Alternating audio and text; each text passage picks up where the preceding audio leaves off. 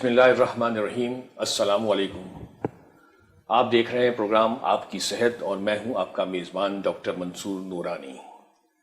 नाज़रीन, blood pressure का मर्ज़, जिसे मेडिकल साइंस में हाइपरटेंशन भी कहते हैं, ये ऐसा ख़तरनाक मर्ज़ है जो आहिस्ता आहिस्ता हमारे तमाम ज़रूरी अज़ा को ख़राब और बेकार कर देता है, और इसे हम साइलेंट किलर भी कहते हैं। ये क्यों इतना ख़तरनाक है, ये जानेंगे हम आज अपने इस प्रोग्राम में। और इस मकसद से हमने अपने इस प्रोग्राम में शहर के मारूफ चंद फिजिशियन को बुलाया है, उनको मदऊ किया है। वो हमारे साथ बैठे हुए। आइए मैं उनसे आपका तारुफ करा दूँ। ये है हमारी consultant physician professor doctor Rukhsana Abdul Sattar sahiba, और उनके साथ तशरीफ़ फरमा हैं consultant physician assistant professor doctor Mohammad Umar Sultan sahib. शुक्रिया। हम आप दोनों मेहमानों को अपने इस प्रोग्राम में खुश आमदीद कहते हैं और शुक्रिया अदा करते हैं कि आप हमारी दावत पर यहाँ तशरीफ़ लाए। Most welcome. तो आइए नाज़रीन, प्रोग्राम का आगाज़ करते हैं और सवाल पूछते हैं डॉक्टर प्रोफेसर रुखसाना अब्दुल सत्तार साहिबा से कि ये ब्लड प्रेशर का मर्ज़ किस किस्म का मर्ज़ है, और एक आम इंसान का नॉर्मल प्रेशर कितना होता है और कितना ज़्यादा हो जब उसे ये हाइपरटेंशन का मर्ज़ कहा जाए। जी डॉक्टर साहिबा। अब ब्लड प्रेशर एक्चुअली उस कंडीशन को कहते हैं जब खून का दबाव, क्योंकि दिल पंप करता है और शरियानों में पंप करता है ब्लड, तो उसका जो प्रेशर होता है, किस प्रेशर से वो रवाना होता है दिल से शरियानों में, उसको जो ऊपर की रीडिंग होती है उसको सिस्टोलिक प्रेशर मेडिकल टर्मिनोलॉजी में कहते हैं, और नीचे की रीडिंग को डायस्टोलिक प्रेशर कहते हैं। एक्चुअली इसका जो आइडियल प्रेशर है एज के हिसाब से होता है, लेकिन 120/80 इज आइडियल प्रेशर है। और प्री सिस्टोलिक हाइपरटेंशन कहते हैं, यानी हाइपरटेंशन फ्लोरिड हाइपरटेंशन से होने से पहले जो रीडिंग होती है 120/39 ज़्यादातर गाइडलाइंस में, क्योंकि मुख्तलिफ गाइडलाइंस हैं, अमेरिकन और ब्रिटिश गाइडलाइंस। तो चूँकि मुख्तलिफ गाइडलाइंस में कुछ कुछ वेरिएशन है, कुछ कुछ रेंज लिखी हुई है, तो 120/39 सिस्टोलिक ब्लड प्रेशर और 90 और 80 के बीच में ये पूरी, जैसे ये डायस्टोलिक ब्लड प्रेशर जो रेंज में, अब 140 और 90 के ऊपर जो ब्लड प्रेशर है वो हाइपरटेंशन है। अच्छा। तो हाइपरटेंशन डेवलप होने से पहले आप पिक कर सकते हो कि आपकी रेंज अगर 120/139 और नीचे का 80/89 गया है, तो इंसान को अलर्ट हो जाना चाहिए और रेगुलर चेकअप्स करवाने चाहिए, ब्लड प्रेशर की मॉनिटरिंग करनी चाहिए, और ऐसी चीज़ें इस्तेमाल करनी चाहिए, ऐसा लाइफस्टाइल मॉडिफिकेशन करना चाहिए कि मज़ीद ब्लड प्रेशर हाई ना हो जब लेवल होता है। मैडम, आपने कहा नीचे का और ऊपर का ब्लड प्रेशर, लेकिन ये नीचे का हमारे आम आदमी समझ नहीं पाते। नीचे क्या क्या कौन सा होता है, यानी हार्ट की क्या पोजीशन होती है उसमें? डायस्टोलिक। देखिए, सिस्टोल का मतलब है कॉन्ट्रैक्शन, कॉन्ट्रैक्शन का मतलब है हार्ट का पंपिंग एक्शन। डायस्टोलिक का वो वक्फा जिसमें हार्ट पंप नहीं करता लेकिन उसमें प्रेशर होता है, क्योंकि सिस्टम चलता रहता है, हार्ट का सिस्टम जब तक इंसान जिंदा है चलता रहता है। तो जब पंपिंग होती है और हार्ट अपने फोर्स से पंप करता है, उस प्रेशर को हम सिस्टोलिक प्रेशर कहते हैं। और जब हार्ट अपनी पोजीशन में होता है, यानी डायलेट होता है, उसकी भी डायस्टोलिक प्रेशर कहते हैं। वो वॉल्स का मेंटेन प्रेशर होता है जो सिस्टम को चलाने के लिए ज़रूरी होता है। तो ये दोनों किस्म के प्रेशर्स हैं, एक अपर लेवल एक लोअर लेवल। और ब्लड प्रेशर मॉनिटरिंग पर ब्लड प्रेशर अपैरेटस से दोनों प्रेशर्स पिक किए जाते हैं और लेबल किए जाते हैं, क्योंकि इन दोनों प्रेशर्स की बढ़ने की अलामात आती हैं, और ज़्यादातर जो प्रेशर रेस्ड होता है वो सिस्टोलिक होता है, और सिस्टोलिक प्रेशर को पहले इम्पोर्टेंस दी जाती है। लेकिन डायस्टोलिक प्रेशर भी काफ़ी अहम प्रेशर है, इसलिए दोनों प्रेशर्स अपनी जगह पर अहम हैं और उनको मॉनिटर करना लाजमी है। अच्छा, ये एक आम आदमी जिसने 30-40 साल की उम्र तक कभी ब्लड प्रेशर चेक ही नहीं करवाया हो, और अगर उसे ब्लड प्रेशर हो जाता है तो उसे कैसे पता चलेगा? पहली अलामत क्या होगी? देखिए जी, आपने खुद कहा कि ये साइलेंट किलर है, और ये बहुत सही बात है कि ये साइलेंट किलर है। ब्लड प्रेशर बहुत सारे लोग पिक नहीं करते, इवन डॉक्टर्स भी खुद अपने आप को जब होता है तो। लेकिन मसला ये है कि इसकी अलामात देर में आती हैं, इसलिए रूटीन चेकअप में ब्लड प्रेशर एक एज के बाद तो मॉनिटर करना ही चाहिए। आप बेशक कुछ महीनों के बाद कर लें, लेकिन करवाना चाहिए, क्योंकि ये साइलेंट किलर्स है। मतलब किस इसमें एज के बाद? एंड ऑर्गन डैमेज होता है, जैसे ब्लड प्रेशर का बढ़ना आंखों को, सारी शरियानों को, जिस्म की, दिल की साइज को बढ़ाता है, गुर्दे पर अफेक्ट करता है, तो सारी चीज़ों को अफेक्ट करता है। अब हम इस वक्त इंतज़ार नहीं कर सकते कि जब अफेक्ट कर जाए जब पिक करें, इससे पहला पिक करना बहुत ज़रूरी होता है। कुछ लोगों को सर का दर्द होता है और वो चेक करवाते हैं एंग्जाइटी में या कुछ, लेकिन रूटीन चेकअप्स होने चाहिए, क्योंकि ये वाइटल्स कहते हैं। वाइटल साइन हर मरीज़ के लिए इम्पोर्टेंट होता है। अगर कोई पेशेंट टीबी का ट्रीटमेंट करवाने जाता है तब भी इसकी पल्स, बीपी और रेस्पिरेटरी रेट, जिसको सांस लेने की मिकदार 1 मिनट में काउंट की जाती है, और टेम्परेचर देखा जाता है। तो ये तो बेसलाइन टेस्ट हैं। जो कोई पेशेंट किसी डॉक्टर के पास जाएगा तो उसके ज़रूर फिजिकली ये चेकअप होंगे। इसके बाद वो मर्ज़ जिससे वो सफ़र कर रहा है, कोई डायबिटीज़ है, शुगर है, किसी को दमा है, उन सारे पेशेंट्स में भी ये 4 चीज़ें लाजमी चेक करनी है।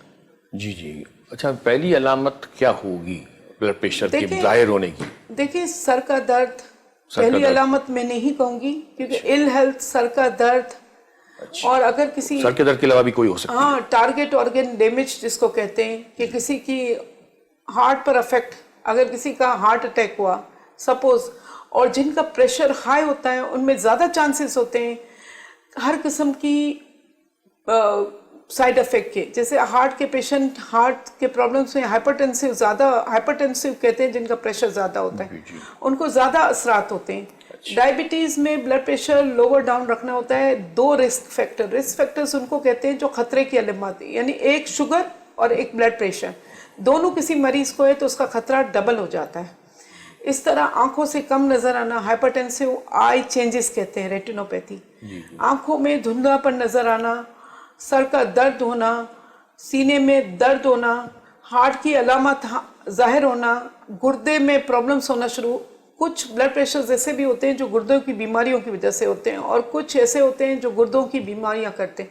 तो हर सिस्टम से ब्लड प्रेशर रिलेटेड है, कोई सिस्टम बचा नहीं है उससे। हाँ, लेकिन माइक्रोवेस्कुलर चेंजेस कहते हैं कि छोटी छोटी शरियानों में ब्लड प्रेशर की वजह से जो खामियां पैदा हो जाती है, जिसमें ब्लड सप्लाई जिस्म की कंप्रोमाइज होती है, यानी प्रॉपर सप्लाई नहीं होती ब्लड की, तो हर सिस्टम ही अफेक्ट होता है। अब ये पेशेंट टू पेशेंट वेरी होता है, और कितना ब्लड प्रेशर का लेवल है और कितने अरसे से ब्लड प्रेशर रहा है, वो सब चीज़ें अफेक्ट करती हैं। हाँ, लेकिन ये तो कॉम्प्लिकेशन में ज़्यादातर आ जाएंगी, हाइपरटेंशन कॉम्प्लिकेशंस के साथ ही तो ज़्यादा अफेक्ट करते हैं, वरना सर के दर्द के साथ या पैल्पिटेशन के साथ या नींद नहीं आना, इंसान को फील हो रहा हो कि वो अच्छा फील नहीं कर रहा। दूसरा, फैमिली हिस्ट्री बहुत इंपॉर्टेंट है, क्योंकि blood pressure, essential blood pressure जो होता है 40-50 साल की उम्र के बाद, वो अमूमन फैमिलीज में रन करता है। तो अगर माँ बाप हाइपरटेंसिव हैं, दादा दादी, नाना नानी, भाई बहन, तो ज़रूरी है कि वर्कआउट किया जाए शुगर और ब्लड प्रेशर के लिए, कि इससे पहले कोई ऐसा सिस्टम अफेक्ट हो जाए जिसको ठीक करना तकरीबन नामुमकिन हो या कुछ हद तक मुमकिन हो। इससे बेहतर है कि बेहतर ब्लड प्रेशर कंट्रोल किया जाए ताकि कॉम्प्लिकेशंस ना हो, टारगेट ऑर्गन डैमेज ना हो। और हाइपरटेंसिव इमरजेंसीज कहते हैं जिनको फौरी तौर से डील करना होता है, वो चीज़ें ना हो। या प्रेग्नेंट लेडी है तो उसका ब्लड प्रेशर ज़्यादा है तो उसके और प्रॉब्लम्स हैं, हर चीज़ में और वो मैं आगे जाके आपसे पूछूंगा और फिर डिटेल में। अच्छा, डॉक्टर मोहम्मद उमर सुल्तान साहब, मैं आपसे पूछूंगा कि ये ब्लड प्रेशर की कैटेगरीज में किस तरह हम डिवाइड करेंगे इनको, 1st डिग्री, 2nd डिग्री या 3rd डिग्री, कुछ है ऐसा? बिस्मिल्लाहिर्रहमानिर्रहीम। सब बिल्कुल ऐसा है, हम इनको डिवाइड करते हैं माइल्ड, मॉडरेट एंड सीवियर में। इसमें रेंज वही रखते हैं कि 140-90, जैसे मैडम ने कहा कि इससे अबव होगा तो हम उनको माइल्ड कैटेगरी में रखेंगे, टिल 160/100 तक।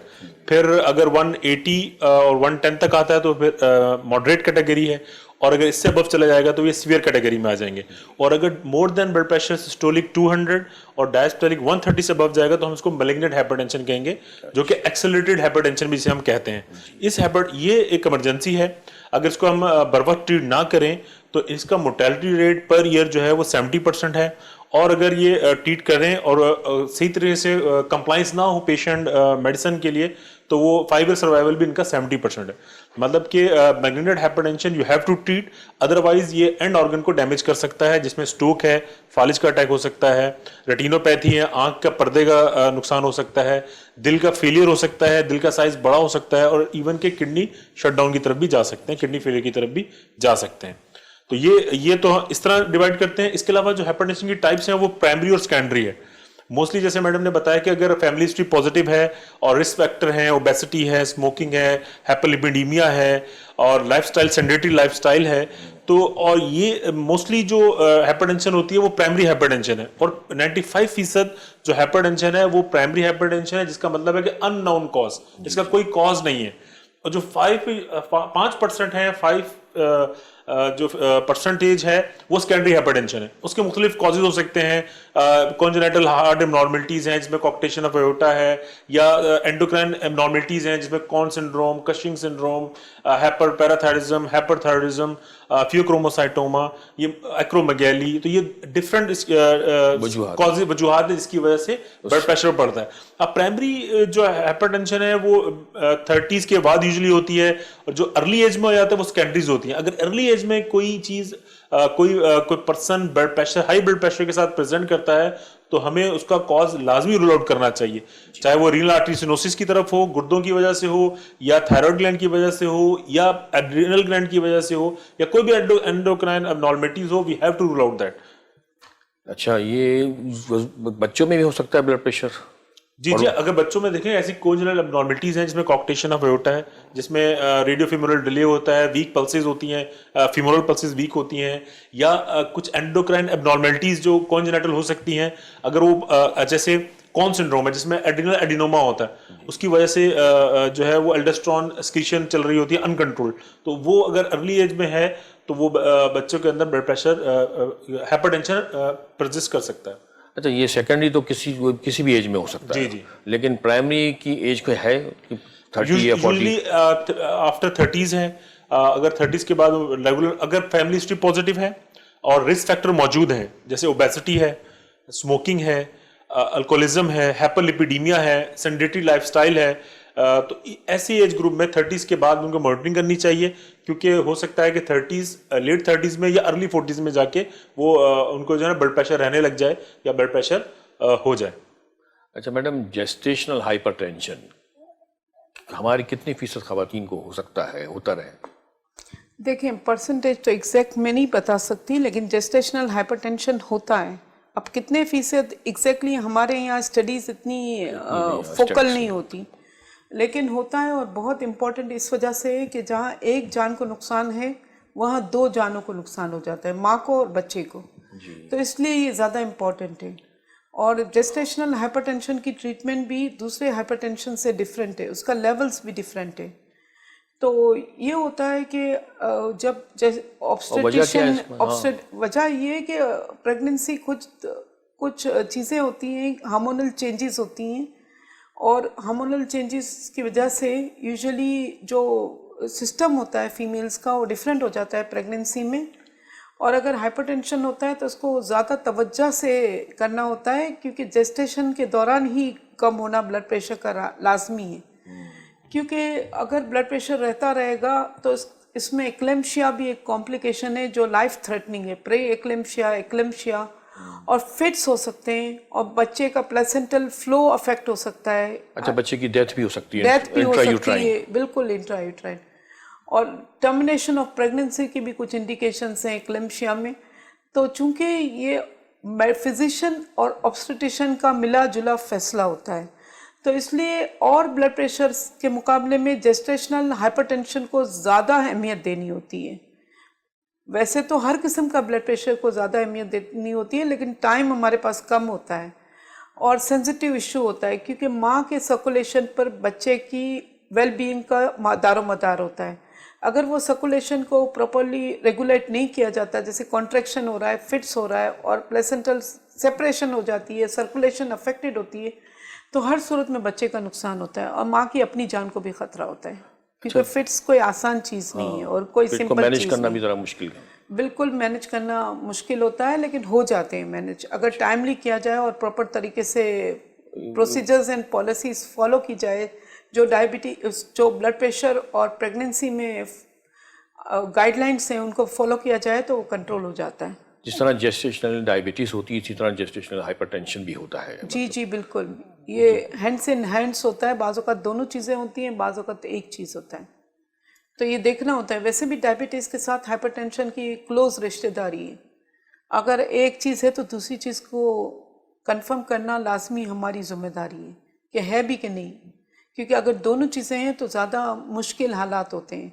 और उसमें कॉम्प्लिकेशंस का ज़्यादा चांस होता है, और एक चीज़ है तो रिलेटिवली कम चांस होता है, लेकिन फिर भी उसको भी सीरियसली टैकल करना होता है। नाज़रीन, आप देख रहे हैं हाइपरटेंशन पर हमारे माहिरीन से गुफ्तगू का प्रोग्राम। हम यहाँ एक छोटा सा ब्रेक लेंगे। ब्रेक के बाद हमें मज़ीद सवाल इनसे पूछने हैं, इसलिए आप कहीं नहीं जाइएगा, स्टे विद अस।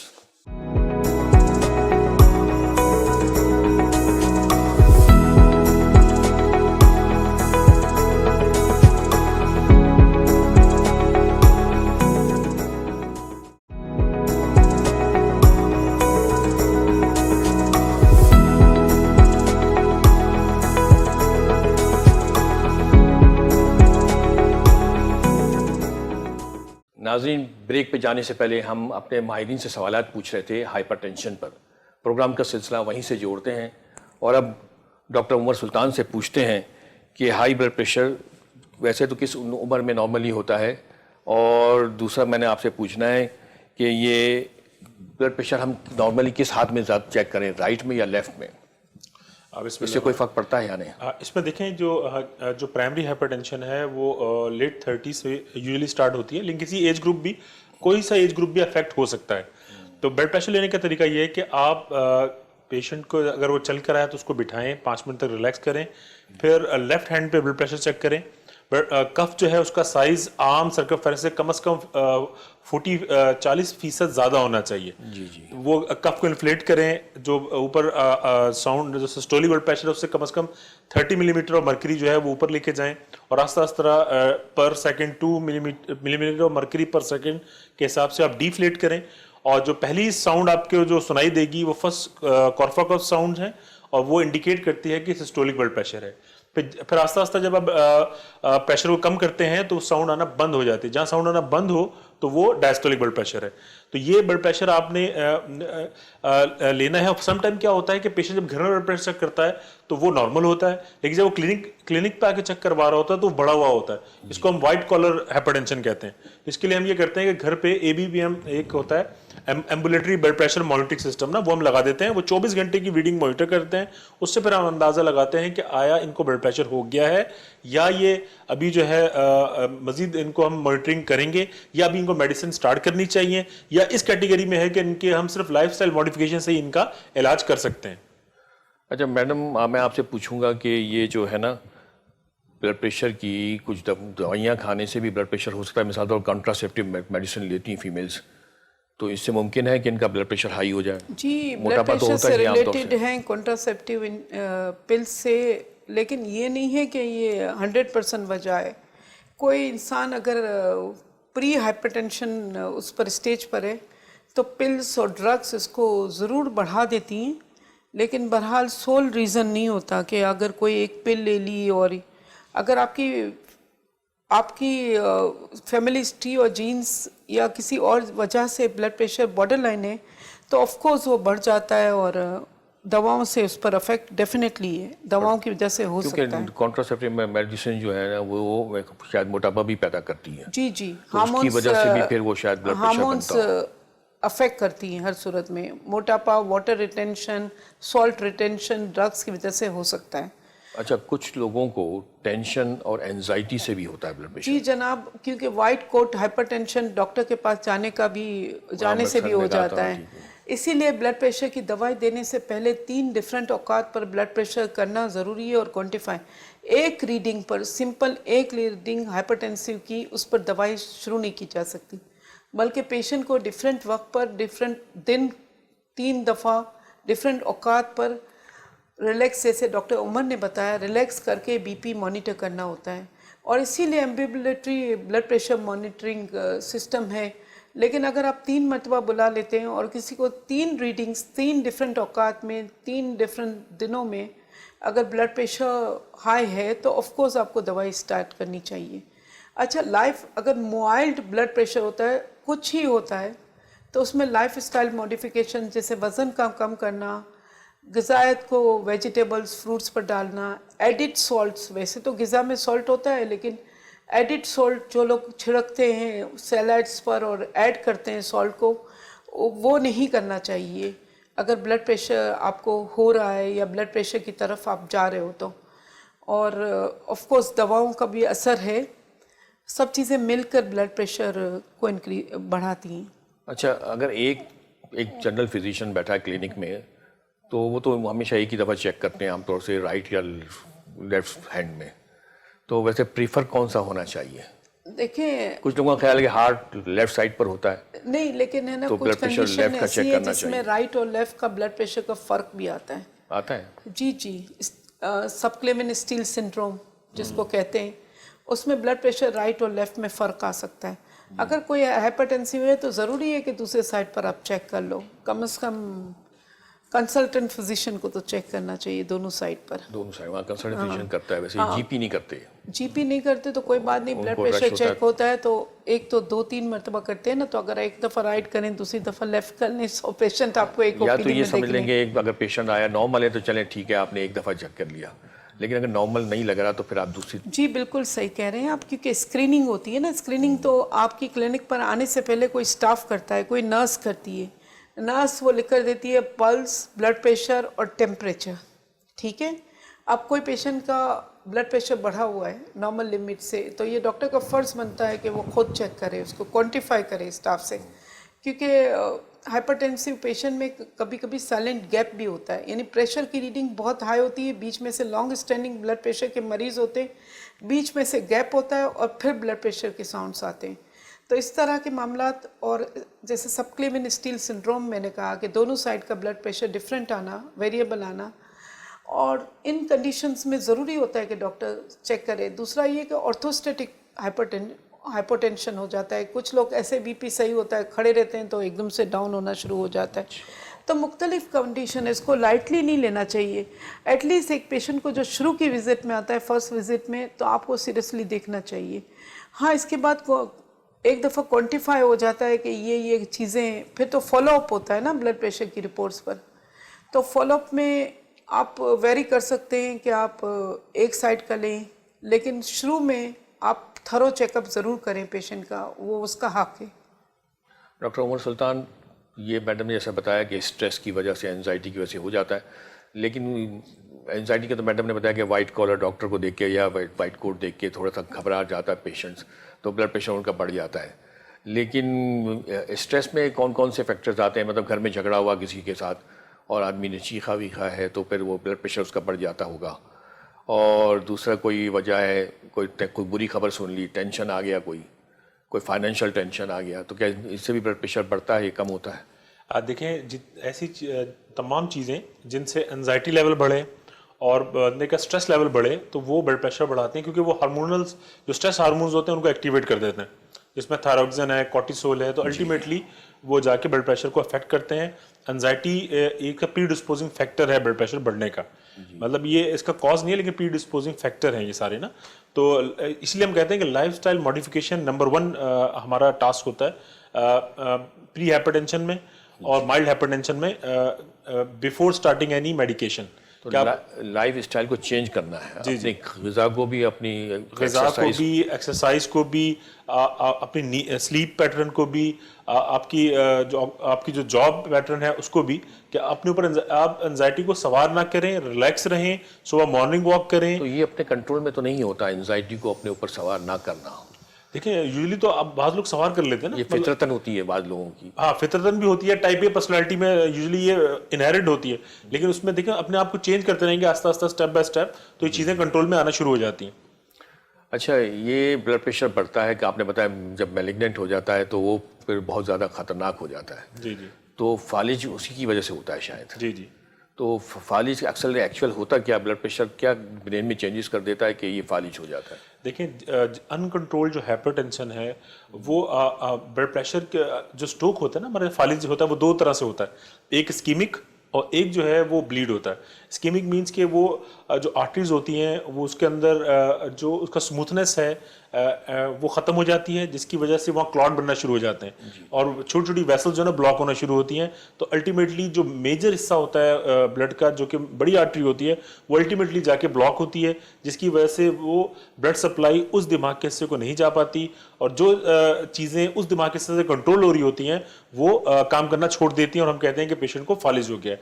और समटाइम जब ब्लड प्रेशर बहुत ज़्यादा होता है तो वो जो कॉन्स्टेंटली अनकंट्रोल जो ब्लड प्रेशर होता है वो वेसल्स की जो लाइनिंग होती है, वेसल्स की जो वॉल होती है, उसको थिन करना शुरू कर देता है, उसको कमज़ोर करना शुरू कर देता है। तो समटाइम वो रप्चर होती हैं और वो ब्लीड आ जाता है। वो ब्लीड एक तो अपना प्रेशर इफेक्ट भी देता है, दूसरा जो जिस हिस्से को ब्लड सप्लाई जानी होती है वहाँ पे डिसकनेक्शन आ जाता है, मौतल हो जाती है और फिर पेशेंट जो है वो एक साइड की या दोनों साइड की जो है वो पैरालिसिस के साथ प्रेजेंट करता है। तो ये हेड टू टो पूरा अनकंट्रोल्ड हाइपरटेंशन हमारे वाइटल ऑर्गन्स को मुतासिर करती है, जिसमें ब्रेन के बारे में तो मैंने आपको बताया कि सीवीए या ब्लीड, जिसको हम फालिज कहते हैं आम जुबान में, वो करवाता है। और आंखों में क्या करता है कि ये छोटी छोटी वेसल्स को आस्ता आस्ता डैमेज करना शुरू करता है और फिर सम टाइम जो है ना, जहां हमारा इमेज बनता है, जो डिस्क होती है, ऑप्टिक डिस्क वाला इमेज बनता है, उसमें एडिमा डेवलप होता है और वो डिस्क भी सम टाइम जो है वो खराब होना शुरू हो जाती है। और स्टार्ट पहले धुंधलापन से होता है और फिर आस्ता आस्ता बेनाई बिल्कुल कमजोर होती खत्म हो जाती है। तो इसको हम रेटिनोपैथी कहते हैं, हाइपरटेंसिव रेटिनोपैथी। तो ये अनकंट्रोल्ड ब्लड प्रेशर की कॉम्प्लिकेशंस हैं, जिसकी वजह से ये चीजें आ सकती हैं। और दिल पे क्या असर करता है कि चूंकि दिल को against the high pressure pump करना पड़ता है, तो जो वेंट्रिकल्स होते हैं, खासतौर पर लेफ्ट वेंट्रिकल, उसका साइज बढ़ना शुरू हो जाता है, दिल के पट्टे कमजोर होना शुरू हो जाते हैं और अल्टीमेटली जो है वो हार्ट फेलियर की तरफ चला जाता है। और जब हार्ट फेलियर की तरफ जाता है तो पीछे लंग्स में पानी भर जाता है, पाँव में पानी भर जाता है, तो पेशेंट इस कॉम्प्लिकेशन के साथ, शॉर्टनेस ऑफ ब्रेथ के साथ प्रेजेंट करता है। बाज़ वक्त पल्मोनरी एडिमा में भी आता है, पल्मोनरी एडिमा के साथ आता है, जिसको आम मेडिकली पल्मोनरी एडिमा कहते हैं, आम जुबान में कहते हैं कि पानी भर गया। तो ये पेशेंट जो है वो शॉर्टनेस ऑफ ब्रेथ के साथ प्रेजेंट करता है। वो भी बड़ी क्रिटिकल कंडीशन में आता है, क्रिटिकल कंडीशन में आता है, उसके जान के लाली पड़ी। जी जी जी, उसमें मोर्टेलिटी रेट बहुत ज्यादा होता है। अगर बराबर ट्रीटमेंट ना किए जाए तो पेशेंट की मरने के चांसेस बहुत ज्यादा होते हैं। और फिर किडनी को अफेक्ट करता है। समटाइम किडनी की वजह से ब्लड प्रेशर बढ़ता है और ज्यादातर अनकंट्रोल्ड ब्लड प्रेशर हमारी जो ग्लोमेरुलस होते हैं, जो कैपिलरीज होती हैं किडनीज की, उसको डैमेज करता है, जिसकी वजह से जो प्रोटीन लीकेज होता है और पेशाब के अंदर प्रोटीन का आना, झाग का आना और कभी कभार खून का आना भी इनिशियल स्टेज होता है किडनी फेलियर की तरफ। और अल्टीमेटली जो है पेशेंट जो है वो सीकेडी के साथ प्रेजेंट करता है due to uncontrolled hypertension. Dialysis पे भी चला जाता है, डायलिसिस पे भी चला जाता है अगर ब्लड प्रेशर कंट्रोल ना रहे। जी जी। तो ये जो है बड़ा खतरनाक मर्ज है।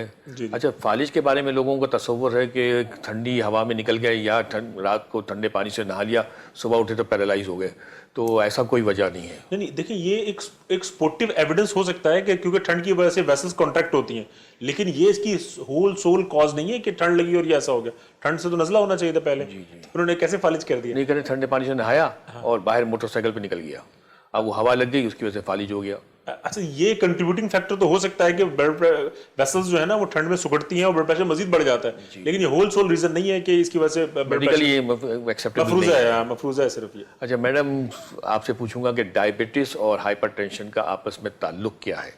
क्या ये एक दूसरे को पैदा करने की वजह बनती है या डायबिटीज हाइपरटेंशन को पैदा करता है? देखिए, पैदा करने की वजह नहीं बनती, लेकिन जैसे दो भाई बहन होते हैं ना, एक दूसरे से कनेक्टेड होते हैं, वो उसी तरह से। जी जी। जिन लोगों को शुगर होता है उनको अमूमन प्रेशर भी होता है। जी जी।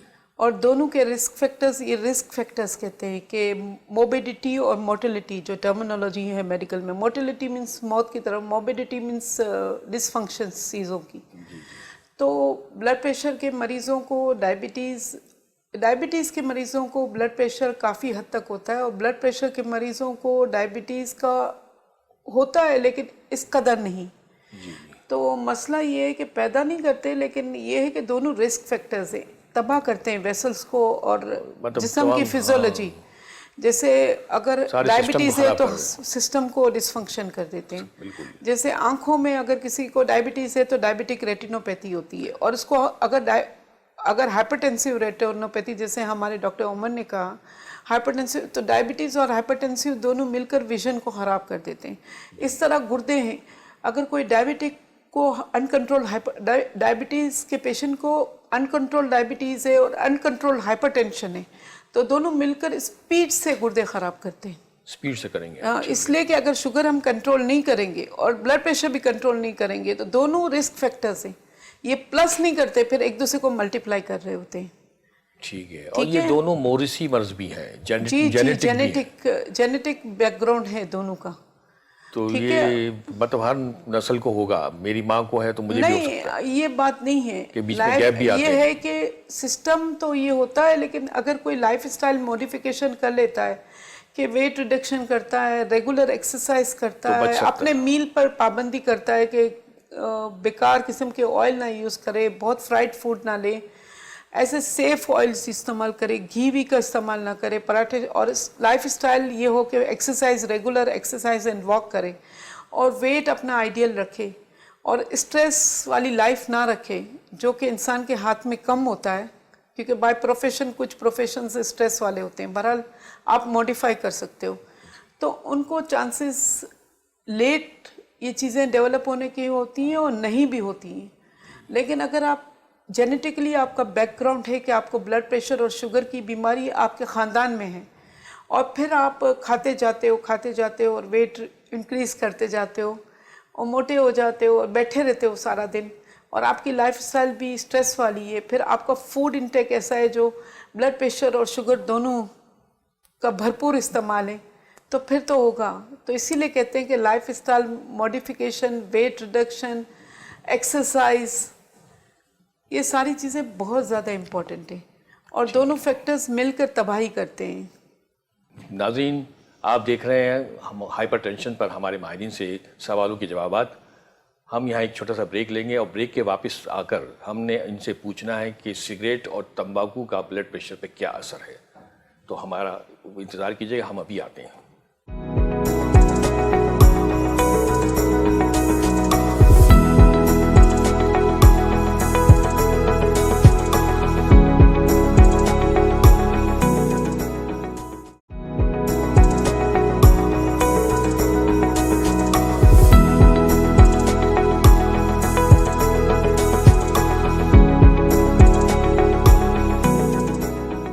वेलकम बैक नाज़रीन। ब्रेक पे जाने से पहले हम हाइपरटेंशन पर अपने माहिरीन से सवालों के जवाब पूछ रहे थे। जैसा कि मैंने पहले कहा था कि हम वापस आकर तंबाकू और सिगरेट की वजह से ब्लड प्रेशर पे क्या असर होते हैं वो उनसे पूछेंगे। तो ये सवाल हम रखेंगे डॉक्टर मोहम्मद उमर सुल्तान साहब के सामने। जी डॉक्टर साहब, सिगरेट के क्या असर हैं और तंबाकू जो खाया जाता है पान की शक्ल में या गुटखे की शक्ल में, उससे क्या क्या असर होंगे? बिस्मिल्लाह। इसमें देखें, ब्लड प्रेशर के जो रिस्क फैक्टर्स हैं, प्रीडिस्पोजिंग फैक्टर्स हैं, उसमें स्मोकिंग मेजर पार्ट है। और इसी तरह MI जो एक्यूट कोरोनरी सिंड्रोम है, हार्ट अटैक है, उसका जो रिस्क फैक्टर है उसमें स्मोकिंग बड़ा वाइटल रोल प्ले करता है। तो स्मोकिंग इंजरियस टू हेल्थ है। स्मोकिंग जो है वो हमारे बहुत सारी चीज़ों को एक्टिवेट करता है, जो हमारी कोलेजन से जाके रिएक्ट करते हैं हमारी वेसल्स की, हमारी वेसल का जो स्मूथनेस है उसको ख़त्म करते हैं, और इसकी वजह से वेसल्स के अंदर जो सुगड़ने और फैलने की सलाहियत है वो कम होना शुरू हो जाती है और वो स्टिफ होना शुरू हो जाती है, जो आगे चलकर छोटी वेसल्स को भी स्टिफ करते हैं और आगे चलकर ये ब्लड प्रेशर बढ़ने का बायस बनता है। जब ब्लड प्रेशर बढ़ता है तो ये एक विशेष सर्कल है जो चलता रहता है। मजीद स्मोकिंग करेंगे, मजीद वेसल्स खराब होंगी, मजीद ब्लड प्रेशर बढ़ेगा, मजीद आपके वाइटल ऑर्गन्स जो हैं वो खराब होना शुरू होंगे, जिसमें किडनीज और हार्ट और ब्रेन बहुत इंपॉर्टेंट है। तो स्मोकिंग जो है ब्लड प्रेशर को खराब करने का बायस बनती है, ब्लड प्रेशर को कंट्रोल ना करने का बायस बनती है। तो इससे स्मोकिंग तो हर हाल में जो है वो जिसको ब्लड प्रेशर डायग्नोस हो उसको क्विट करनी चाहिए। और इसी तरह ये भी तंबाकू का इस्तेमाल, जी देखिए, वो बस उसमें ये है कि लंग बाईपास हो जाते हैं, बाई केमिकल्स तो वही हैं, लंग्स की तरफ नहीं जाते। लेकिन वो इतना गड़बड़ नहीं करता जितना सिगरेट करती है। जितना सिगरेट करता है, सिगरेट तो लंग्स को भी इन्वॉल्व कर रहा है, लंग्स से कैंसर कर रहा है। आम लोग सवाल पूछते हैं कि सिगरेट इतना नुकसान करती है, क्या अल्कोहल नहीं करती? Yes, alcohol is also predisposing factor for high blood pressure. Alcohol जो है वही ब्लड प्रेशर जो है वो रेज बायस बनता है, क्योंकि अल्कोहल से मुख्तलिफ डिजीज होती हैं, वो लिवर को अफेक्ट करता है। लिवर जो एंटीऑक्सीडेंट है वो नहीं बन पाते, और वो जो हमारी वेसल्स को स्मूथनेस देते हैं एंटीऑक्सीडेंट, वो हो नहीं पाते, जिसकी वजह से वो ब्लड प्रेशर में कंट्रीब्यूटिंग फैक्टर के तौर पर सामने आता है।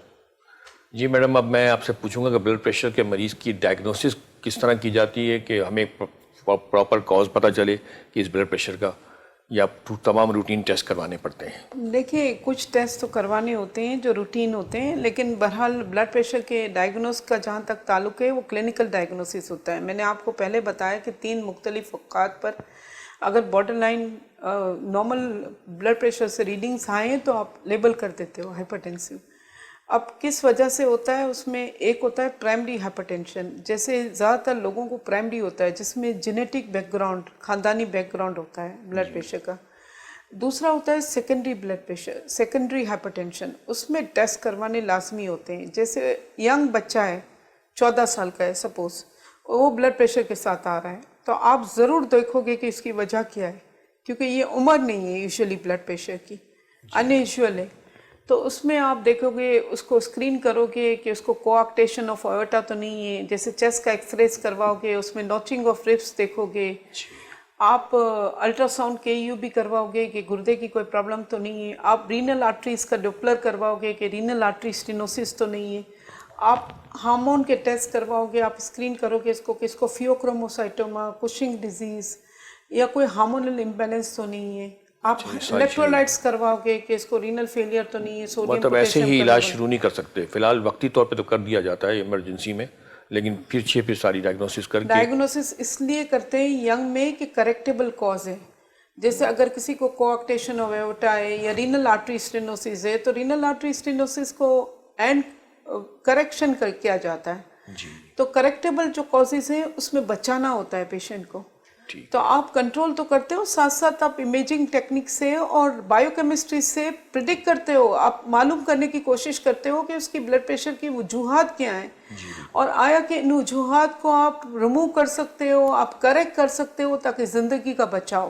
बिल्कुल। तो सेकेंडरी हाइपरटेंशन इस लिहाज से बहुत इंपॉर्टेंट है कि इसको प्रॉपरली इन्वेस्टिगेट किया जाए और इसका कॉज मालूम किया जाए, और कॉज अगर करेक्टेबल है तो इसका वक्त पर इलाज किया जाए, क्योंकि जो काम वक्त पर नहीं किया जाता उसकी अहमियत वैसे ही ज़िंदगी में कम हो जाती है। डैमेज के बाद चीज़ें रिवर्ट 100% नहीं होती।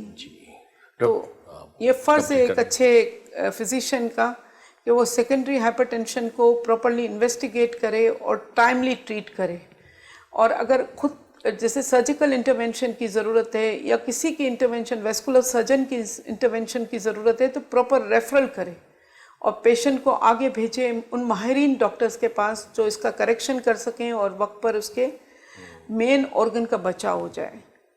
क्योंकि ज़िंदगी का कोई भरोसा नहीं। अगर 14 साल की उम्र में कोई हाइपरटेंसिव है तो अगर उसको 80 साल की उसकी उम्र है तो उस वक्त तक क्या होगा। सही बात है।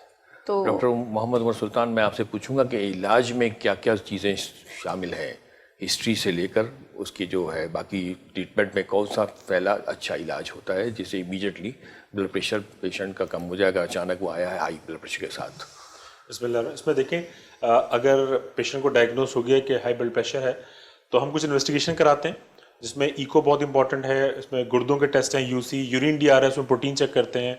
इसके अलावा जो है हम फंडोस्कोपी, आंखों में कॉम्प्लिकेशंस तो नहीं आ गई हैं, और LFTs और लिपिड प्रोफाइल। अच्छा, यूजुअली जीपी ऐसी चीज़ें नहीं करते, ये कंसल्टेंट ही करते हैं? जी, कंसल्टेंट फिजिशियन की बात करूं तो ये चीज़ हम इसलिए करते हैं ताकि हम ये देखें लेकिन कि जीपी तो ब्लाइंडली ट्रीटमेंट दे देता है। जी, मतलब क्या ये भी देख लें कि उनके इलेक्ट्रोलाइट्स ऊपर नीचे तो नहीं है। कम से कम जो मेडिसिन देने शुरू करने लगे हैं तो उनकी वजह से दोबारा जब हम रिपीट कराएंगे टेस्ट तो कितना डिफरेंस आया है चीज़ों में, तो वो हम उनकी मॉडिफाई कर सकें ट्रीटमेंट को ना। तो इसमें एज ग्रुप है, अगर 55, सबसे पहले तो लाइफस्टाइल मॉडिफिकेशन है, उस सॉल्ट रिस्ट्रिक्शन है और एक्सरसाइज है, वेट रिडक्शन है। अगर इसके बावजूद भी ब्लड प्रेशर कंट्रोल में नहीं आ रहा तो फिर हम ये देखते हैं कि एज क्या है। अगर एज 55 प्लस है तो फिर हमारे पास जो रेजिम बनती है वो कैल्शियम चैनल ब्लॉकर की बनती है। अगर उससे कम है और कोई कॉन्ट्राइंडिकेशन नहीं है तो फिर AC इनहिबिटर हमारी ड्रग ऑफ चॉइस होते हैं, अरब्स जो होते हैं ना, वो ड्रग ऑफ चॉइस होते हैं। फिर सम टाइम अगर ब्लड प्रेशर कंट्रोल नहीं हो रहा मोनोथेरापी से तो हम दूसरी ड्रग ऐड करते हैं, यानी AC इनहिबिटर के साथ हम कैल्शियम चैनल ब्लॉकर ऐड करते हैं। A+C का जो कॉम्बिनेशन है यूजुअली यूज होता है। फिर भी अगर कंट्रोल में नहीं आ रहा ब्लड प्रेशर तो हम डायरेटिक ऐड करते हैं, और फिर भी नहीं आ रहा तो अल्फा ब्लॉकर या बीटा ब्लॉकर का फिर हम आगे चल के इस्तेमाल करते हैं। तो ये हमारी रजीम होती है जिस तरह हम कंट्रोल कर रहे होते हैं। फिर हम फॉलोअप पे दोबारा चीज़ें रिपीट करते हैं कि AC इनहिबिटर्स के जो साइड इफेक्ट हैं कि हाइपरकैलेमिया कर रहा है या यूरिया क्रिएटिनिन को डीरेंज कर रहा है, तो वो भी हम अगले फॉलोअप पे रिपोर्ट्स करवा के चेक करते रहते हैं। अच्छा, क्या ये लाइफ लॉन्ग ट्रीटमेंट है या बीच में छोड़ भी दिया जाता है? नहीं, इस पे देखिए, अगर ब्लड प्रेशर मेडिसिन पे कंट्रोल हो रहा है, प्राइमरी हाइपरटेंशन है, तो ये लाइफ लॉन्ग मेडिकेशन है, ये क्यूरेबल नहीं है, मैनेजेबल है। ये इसको हम मैनेज करते हैं ताकि इसकी वजह से कॉम्प्लिकेशन डेवलप ना हो। लेकिन अगर ये समझते हैं कि अरे मैं 10 गोलियां खा लूंगा तो फिर जरूरत नहीं पड़ेगी, तो ऐसा नहीं है। ये लाइफ लॉन्ग जो है आपको मेडिसिन का इस्तेमाल करना पड़ेगा, बीच में इंटरप्ट नहीं कर सकते प्राइमरी हाइपरटेंशन को। प्राइमरी सेकेंडरी हाइपरटेंशन में जैसे मैडम ने कहा कि अगर कॉज हम हटा देते हैं, फॉर एग्जांपल एडिनोमा था, एड्रीनल एडिनोमा, अगर वो रिमूव कर देता है सर्जन, तो वहां से हार्मोन्स नहीं निकल रहे जिसकी वजह से ब्लड प्रेशर बढ़ रहा था। तो अगर सेकेंडरी कॉज है और कॉज को रिमूव कर देते हैं तो ब्लड प्रेशर नॉर्मल हो जाता है, तो फिर लाइफ लॉन्ग मेडिसिन की जरूरत नहीं है। लेकिन प्राइमरी हाइपरटेंशन में आपको लाइफ लॉन्ग मेडिसिन की जरूरत पड़ेगी। अच्छा, ये कुछ लोग मरीज खुद ब खुद समझते हैं कि मुझे खत्म हो गया और छोड़ देते हैं दवाइयाँ, तो ये ऐसा करना सही है उनका अचानक अपने तौर पे डॉक्टर के मशवरे के बगैर? ये इंतहाई नुकसानदेह बात है। यूजुअली जो बड़े हॉस्पिटल्स में जो केस रिपोर्ट होते हैं फॉलेज के, तो उनका रीजन यही होता है पीछे कि इन्होंने मेडिसिन खाना छोड़ दी थी पिछले एक हफ्ते से, अब जो है उनकी दिमाग की नस फट गई और यहाँ आ गए, तो वो एंड ऑर्गन डैमेज के साथ फिर प्रेजेंट करते हैं। सेल्फ मेडिकेशन या सेल्फ जो है वो ड्रग्स को छोड़ देना विदाउट फिजिशियन के मशवरे के, ये इंतहाई नुकसानदेह साबित होता है, इवन के जानलेवा भी साबित हो सकता है। तो ब्लड प्रेशर के मरीज अपनी दवाएं कम करने या बंद करने से पहले अपने कंसल्टेंट फिजिशियन से जरूर रब्ता करें और उनकी हिदायत पर अमल करें। अपनी मर्जी के मुताबिक चीजें ना करें, अदरवाइज आपके जो वाइटल ऑर्गन्स हैं वो डैमेज हो सकते हैं। हाँ, वही ऐसा करते हैं, छोड़ देते हैं, फिर समय कभी दर्द हुआ तो समझते हैं ब्लड प्रेशर हाई हो गया मेरा, अचानक क्योंकि डॉक्टर के पास जा नहीं सकते इसी वक्त, तो वही फिर मेडिसिन ले लेते हैं। या ये कि उनके एक खातून है, उसके मियाँ ब्लड प्रेशर के मरीज़ हैं, वो दवाई जो खा रहे हैं, थोड़े दिनों बाद बीवी को भी ऐसा लगता है कि मुझे भी हाइपरटेंशन हो गया, तो वो अपने मियाँ की दवाई लेके इस्तेमाल कर लेती है। नहीं, तो ये भी गैर देखें, ये कोई हेडेक या नज़ला जुकाम बुखार नहीं है। ये एक मर्ज है जो कि जिसकी बहुत ज़्यादा कॉम्प्लिकेशन है। जी। हो सकता है कि एक दवाई उनको सूट कर रही है, आपके लिए वो कॉन्ट्राइंडिकेशन हो। जी। आपके गुर्दों की वजह से वो दवाई ना चेंज करनी पड़े या उसकी डोज कम करनी पड़े या ज़्यादा देनी पड़े, तो जब तक अपने मौलिक से मशवरा ना करें, सेल्फ मेडिकेशन बिल्कुल भी इस्तेमाल ना करें, मेडिसिन को रद्दोबदल ना करें, मेरी आपसे गुजारिश है कि वो अपने कंसल्टेंट फिजिशियन के मशवरे के मुताबिक चलें ताकि वो अपने जो वाइटल ऑर्गन्स हैं वो डैमेज ना हो सके। जी मैडम, मैं आपसे पूछूंगा कि ये इसमें जो है ना ब्लड प्रेशर के मरीज़ को ग़िज़ाएँ कौन कौन सी खानी चाहिए? मैंने आपको कहा हेल्दी लाइफस्टाइल, सब्जियां, सैलड्स और नमक बेशक खाने में हो लेकिन एडिड नमक ना हो। जैसे कुछ लोगों को आदत होती है ऊपर से नमक स्प्रे करने की, वो ना हो। और मुरक्कन जैसे ग़िज़ाएँ, जैसे हाइपरटेंसिव पेशेंट्स बहुत सारे डिस्लिपिडीमिया के भी होते हैं कि लिपिड, कोलेस्ट्रॉल, ट्राइग्लिसराइड इनका बढ़ा हुआ होता है। तो ग़िज़ाएँ ऐसी होनी चाहिए जो बहुत ज़्यादा फ्राइड ना हो, लिमिटेशंस हो, कि बहुत घी, देसी घी और पराठे और ये नहीं लेनी चाहिए। फ्रूट्स का प्रॉपर शेयर होना चाहिए, सब्जियां होनी चाहिए, गोश्त के साथ चिकन, फिश, सबका डाइट स्टाइल ऐसा, लाइफ स्टाइल ऐसा होना चाहिए कि डाइट में ऐसी चीज़ें होनी चाहिए जो हेल्दी फूड रिजीम, हाँ, जो ब्लड प्रेशर बढ़ाने का सबब ना बने तो और वेट इंक्रीज ना करे, बेहतर कंट्रोल हो सकता वेट इंक्रीज ना करे, ऐसी इतनी ज़्यादा कैलोरीज ना हो कि पॉजिटिव बैलेंस में पेशेंट जाए और मज़ीद मोटा हो जाए। फिर उसका ब्लड प्रेशर दवाओं से भी इवन नॉर्मल ज़रा देर में होता है। तो लाइफ स्टाइल बहुत ज़्यादा इम्पोर्टेंट है और maintenance of proper food regime, कि हर चीज़ में एक मुनासिब फूड की तादाद होनी चाहिए। बहुत चिकना, बाज़ लोग बहुत चीखना, बहुत मीठा और बहुत ज़्यादा कैलोरीड फूड लेते हैं, कैलोरीज हाई कैलोरी वाला, वो अवॉइड करना चाहिए। अलामतों में मैं एक चीज़ अलामत और भूल गया हूँ कि नाक से ब्लीडिंग करना।